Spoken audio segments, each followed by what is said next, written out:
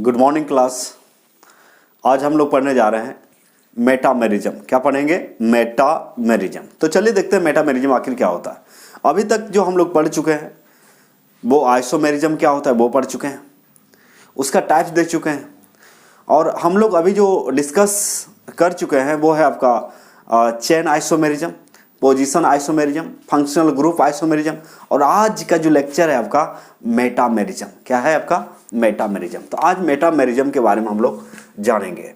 तो देखिए हेडिंग लगाएंगे मेटामेरिज्म। क्या है आपका? मेटामेरिज्म। इसको बोलते हैं मध्यवयवता।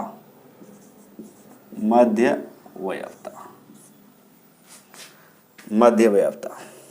तो मेटामेरिज्म का मतलब होता है मध्यवयवता। अब देखते हैं मध्यवयवता आखिर होता क्या है। तो देखिए एक बात तो तय है कि यहाँ पे जो है मॉलिक्यूलर फॉर्मूला सेम होगा।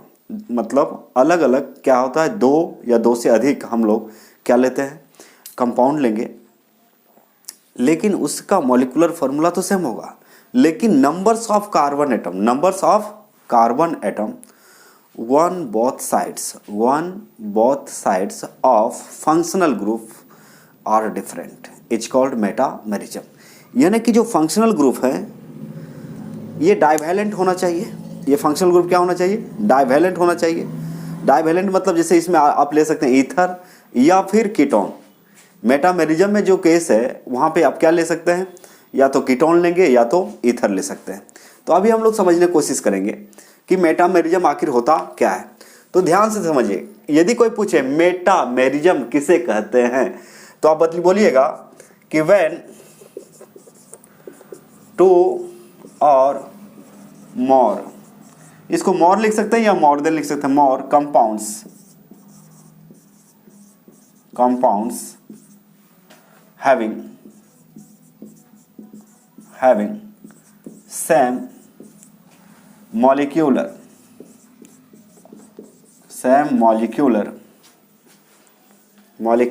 formula but number of carbon atom लिखेंगे, but number of carbon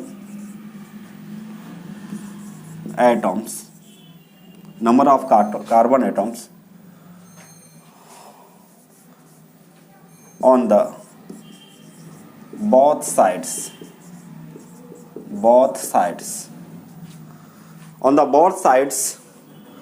of functional group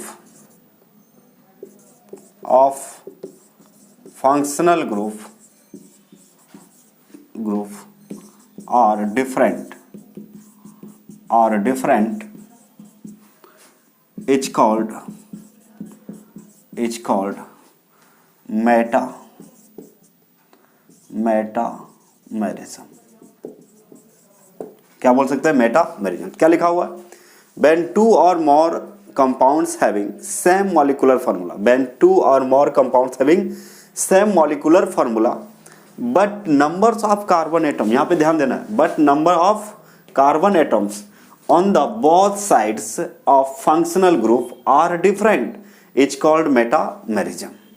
यहाँ पे सिंपल सी भाषा में आपको बताया जा रहा है कि यहाँ पे याद रखना है कि आपका जो मतलब फंक्शनल ग्रुप होंगे यहाँ पे सब नहीं ले सकते हैं। यहाँ पे वैसे फंक्शनल ग्रुप होंगे जो डाइवैलेंट हो कहने का मतलब यहाँ पे दोनों तरफ आपका जो है एल्किल ग्रुप जुड़ सकता है। कौन जुड़ सकता है? एल्किल ग्रुप जुड़ सकता है वैसे। ठीक है, तो पहले हम लोग इसको समझते हैं। अंग्रेजी वाले अंग्रेजी में याद करें। चलिए मेरे साथ बोलेंगे बच्चे, है ना, जितना ज़्यादा बोलेंगे उतना फायदा होगा आपको। तो क्या बोल सकते हैं? देखिए परिभाषा, यदि कोई पूछे कि मेटामेरिज्म से आप क्या समझते हैं, what do you mean by metamerism या व्हाट इज मेटामेरिज्म, तो मेटामेरिज्म मतलब मध्यवयवता। अंग्रेजी वाले क्या बोलेंगे, when two or more compounds having same molecular formula but number of carbon atoms on the both sides of functional group are different is called metamerism. Okay, यदि हम इसको हिंदी में बोले तो हिंदी में क्या बोल सकते हैं, हिंदी तो लिखेंगे जब दो या दो से अधिक, सबको दिख रहा है ना, अधिक यौगिकों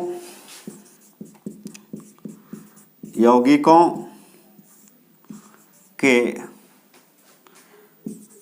आणविक सूत्र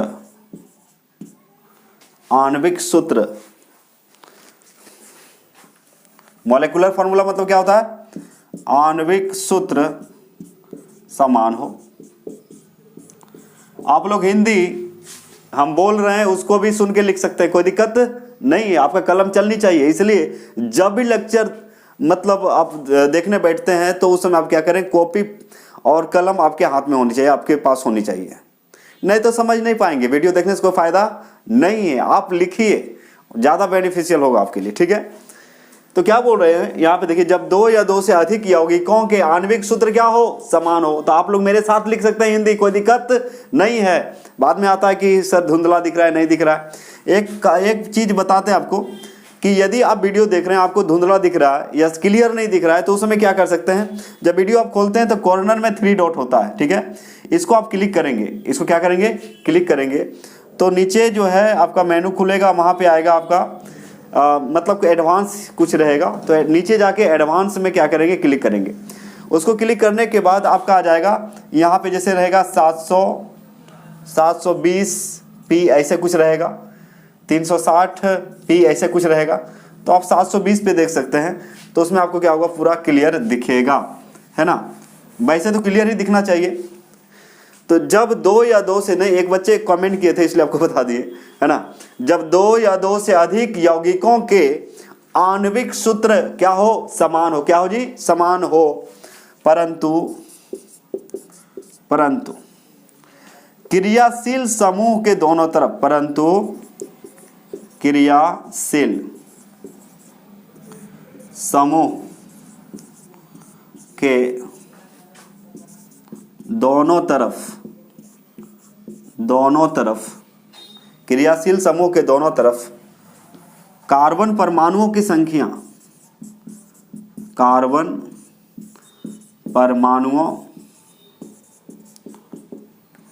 परमाणुओं की संख्या,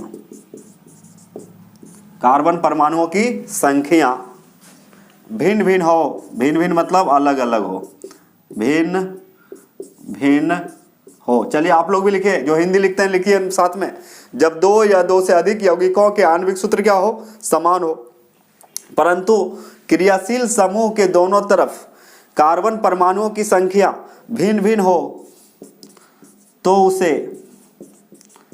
उसे क्या कहेंगे बच्चे, तो उसे मध्यवयवता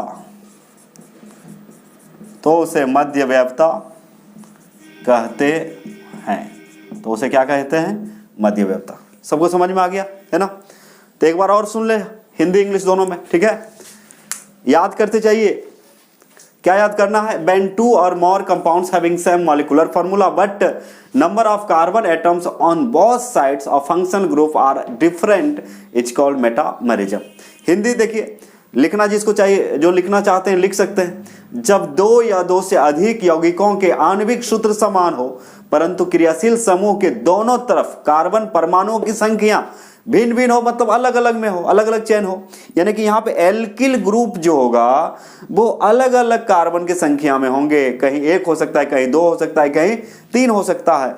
इस केस में इस तरह के जो आइसोमेरिज्म है, आइसोमर्स हैं, इसको हम लोग बोलते हैं मेटामेरिज्म। तो फंक्शनल ग्रुप होंगे, उसका दोनों साइड में क्या होगा, आपका एल्किल ग्रुप, यानी कि नंबर्स ऑफ कार्बन एटम्स जो होंगे वो अलग अलग होंगे। इस केस को क्या बोला गया है, मेटामेरिज्म।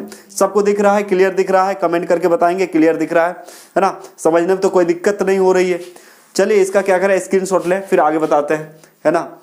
इसका एग्जाम्पल अभी बताएंगे तो क्लियर हो जाएगा। क्या हो जाएगा, और ज़्यादा क्लियर हो जाएगा। बहुत ही सरल लैंग्वेज में आपको बताया जा रहा है। आप अपने मन को अपने हाथ में रखें, कंट्रोल में रखें, और इसको मतलब समझने की कोशिश करें। और बिना लिखे कुछ नहीं होगा। बहुत बच्चे क्या करते हैं, नोट नहीं करते हैं, सिर्फ देख लेते हैं, वीडियो छोड़ देते हैं। नहीं, ऐसा नहीं है, आपको नोट करना ही पड़ेगा यदि सीखना है तो चलिए इसका स्क्रीनशॉट लें।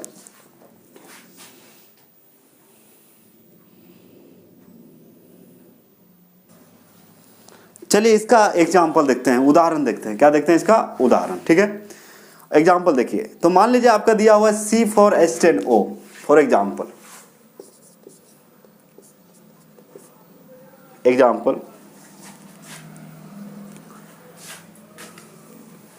एग्जाम्पल में दिया हुआ है, मान लीजिए एग्जाम्पल यहाँ पे ए है, और थोड़ा बड़ा लिखते हैं।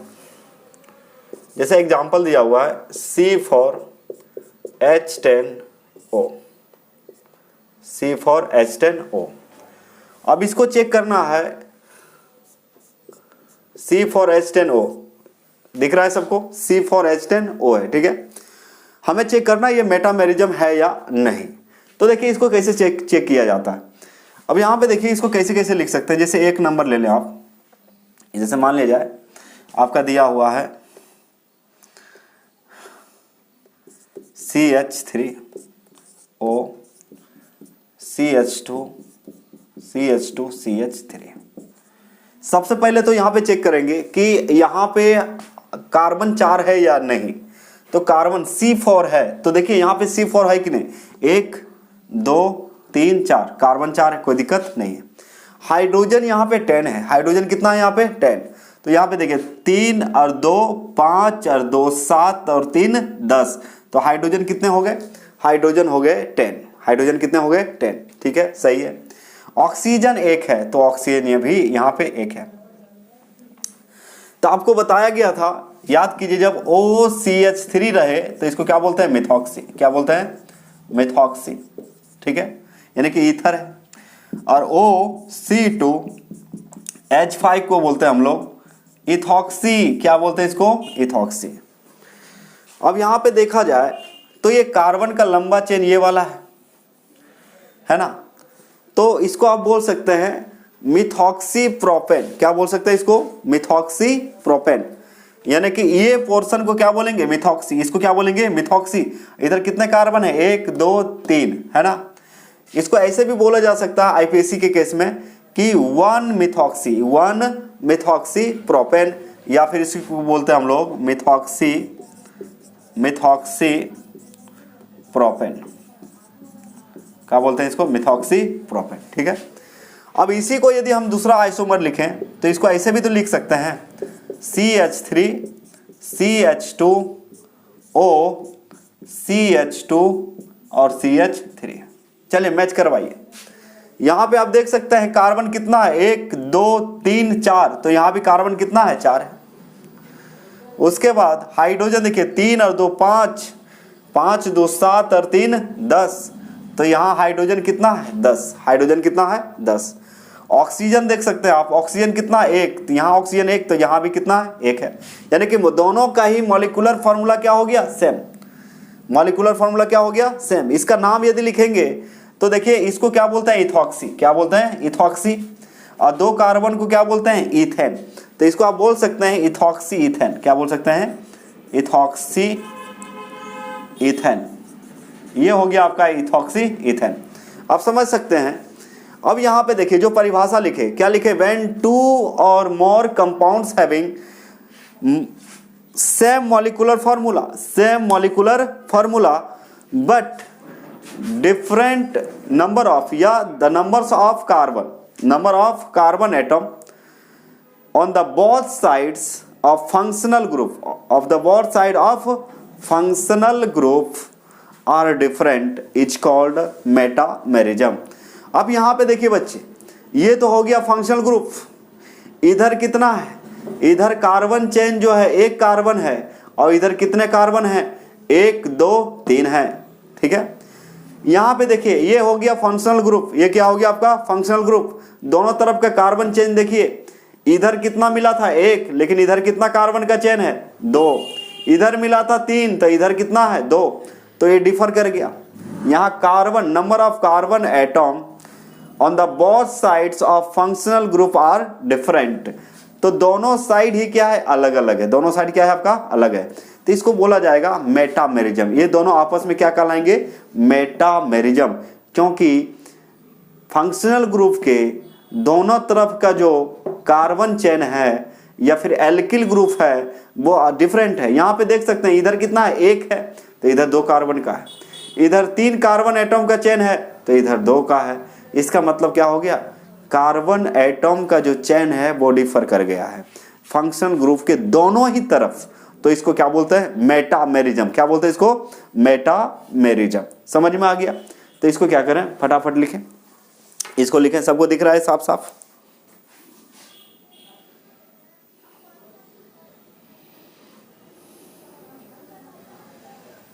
हाँ दिख रहा है, ठीक है। एक उदाहरण और देते आपको, है ना, एक उदाहरण और कीटोन का बताते हैं। ये तो ईथर की रही बात, दूसरा कीटोन। तो यहाँ पे याद रखिएगा डाइवैलेंट होना चाहिए फंक्शनल ग्रुप।